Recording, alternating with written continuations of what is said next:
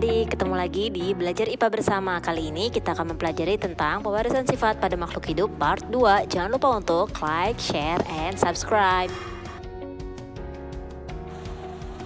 Adik-adik tentu sudah tahu bahwa sifat yang kita miliki diwariskan dari ayah dan ibu kita. Bahkan ada juga sifat seorang anak yang menurun dari kakek dan neneknya seperti pada anak ini. Sifat fisik rambut keriting pada anak ini tidak diturunkan dari ayah atau ibunya, namun diturunkan dari neneknya yang juga berambut keriting.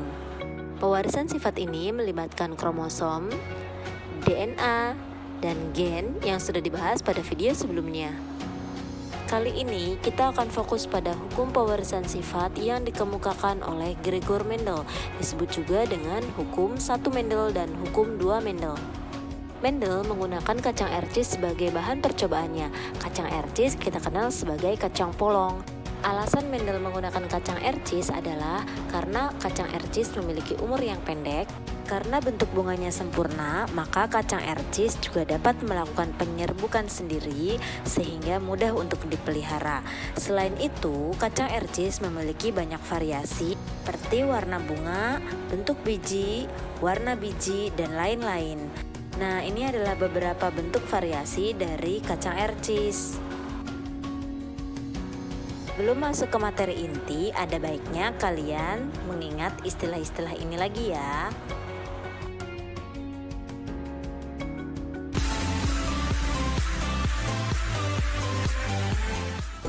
Hukum 1 Mendel menyatakan bahwa pasangan alel pada proses pembentukan gamet dapat memisah secara bebas.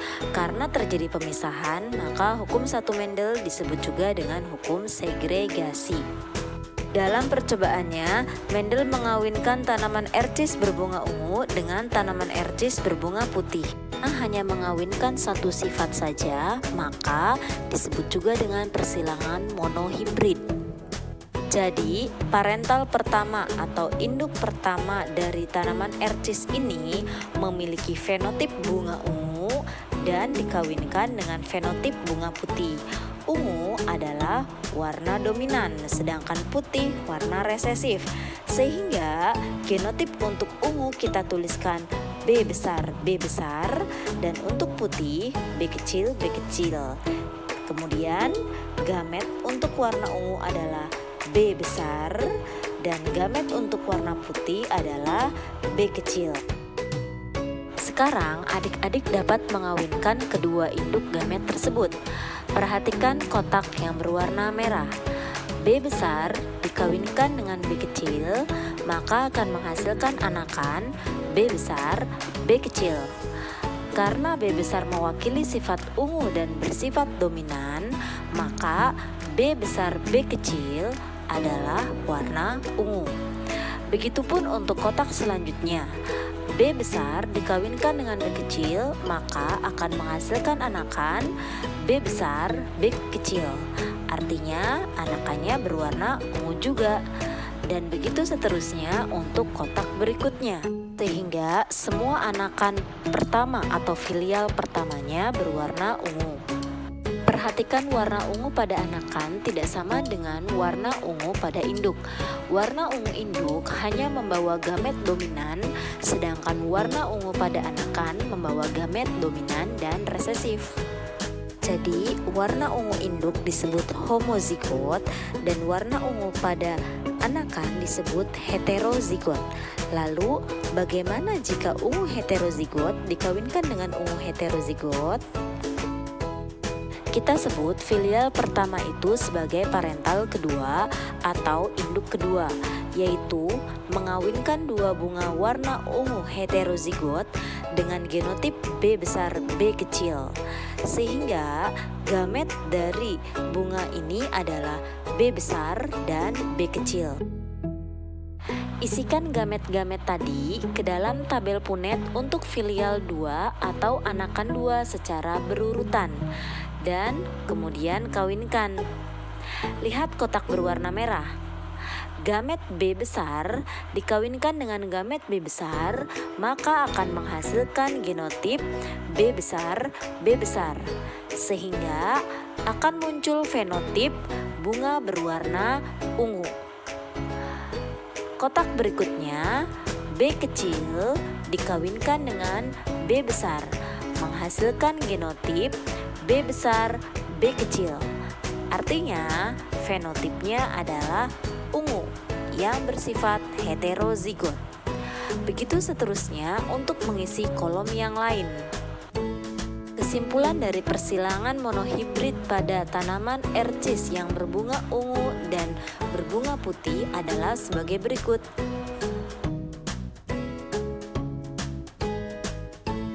Hitung jumlah fenotip dan genotipnya, kemudian buat perbandingan genotip dan fenotip.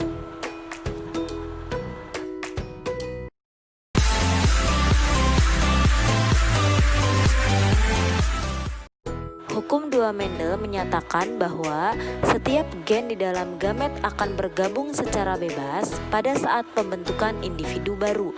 Karena ada penggabungan secara bebas, maka hukum 2 Mendel juga disebut dengan hukum penggabungan bebas. Hukum 2 Mendel terjadi pada persilangan hibrid, yaitu persilangan induk yang memiliki dua sifat berbeda. Percobaannya adalah mengawinkan tanaman ercis yang memiliki bentuk biji bulat berwarna kuning dengan bentuk biji keriput berwarna hijau. Bentuk biji bulat dan berwarna kuning adalah sifat dominan pada tanaman ercis, sehingga bentuk genotipnya dituliskan dengan huruf besar, yaitu B besar B besar, M besar M besar. Sedangkan untuk bentuk biji keriput berwarna hijau adalah sifat resesif, sehingga penulisan genotipnya adalah B kecil B kecil, M kecil M kecil. Kita dapat memisahkan bentuk gametnya dengan dua sifat, yaitu untuk bulat kuning adalah B besar M besar, sedangkan untuk keriput hijau adalah B kecil M kecil. Keempat gamet ini masukkan ke dalam diagram Punnett. Kemudian kawinkan seperti sebelumnya. B besar M besar dikawinkan dengan B kecil M kecil, menghasilkan anakan dengan genotip B besar B kecil, M besar M kecil. Artinya fenotipnya akan berbentuk biji bulat warna kuning. Begitupun pada kotak berikutnya, B besar M besar dikawinkan dengan B kecil M kecil, menghasilkan genotip anakan B besar B kecil, M besar M kecil. Artinya, fenotipnya adalah bentuk biji bulat berwarna kuning.